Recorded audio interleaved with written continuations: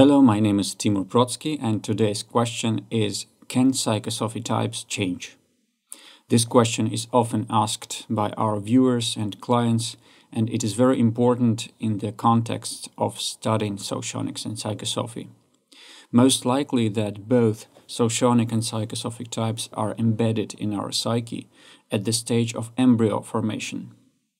Observations show that the socionic and psychosophic types remain stable throughout a person's life, since they have a neurophysiological basis.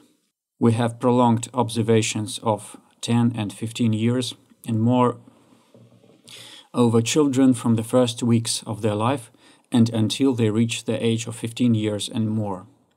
And both socionic and psychosophic types remain the same, just like they remain stable in adults whom we know for many years.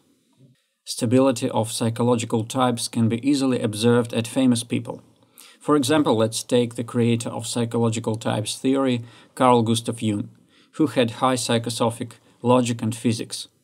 From his earliest years, he showed considerable interest and energy in intellectual activity, and throughout his long life he was engaged in creating intellectual works. Jung left us a rich scientific legacy, which people still study with great interest.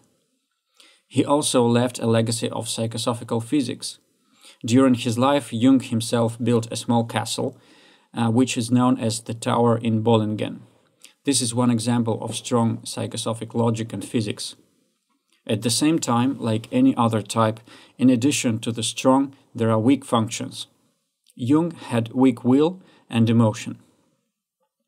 During his life, he did not become an outstanding leader or organizer, nor did he become a famous actor or musician. Will and emotion were not his priority, what becomes obvious from his biography.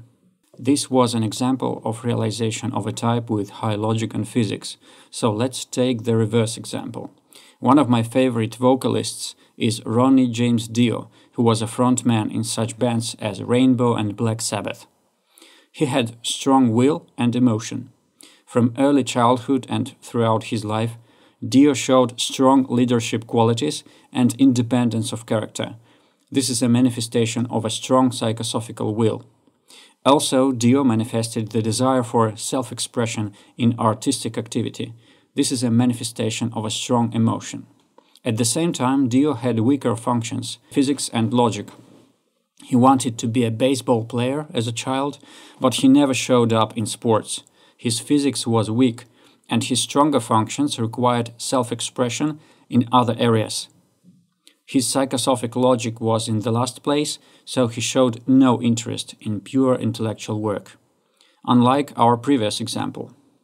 As we can see in these two examples, strong functions remain strong, and weak functions do not show themselves brightly during life. Of course, in the case of these two outstanding people, they are socionic types, and of course their talents are also important. Carl Gustav Jung was an intuitive logical extrovert, and Ronnie James Dio was ethical intuitive extrovert. I can give you many more examples of this kind because we identify people's types every day.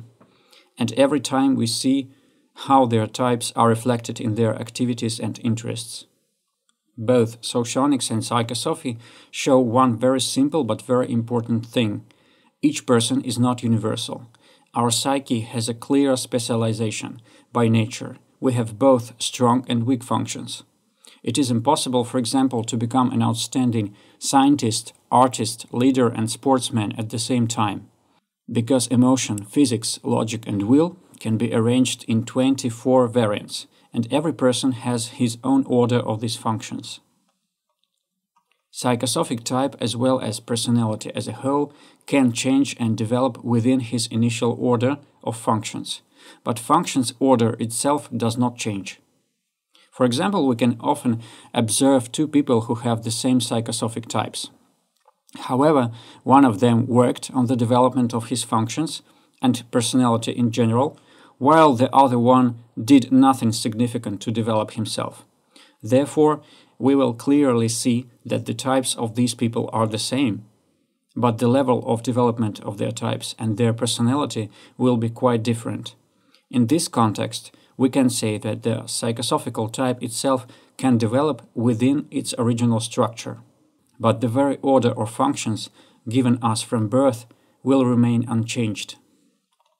This is not a big deal because we have many inborn characteristics that are set from birth and do not change. For example, eye color, blood type, and so on.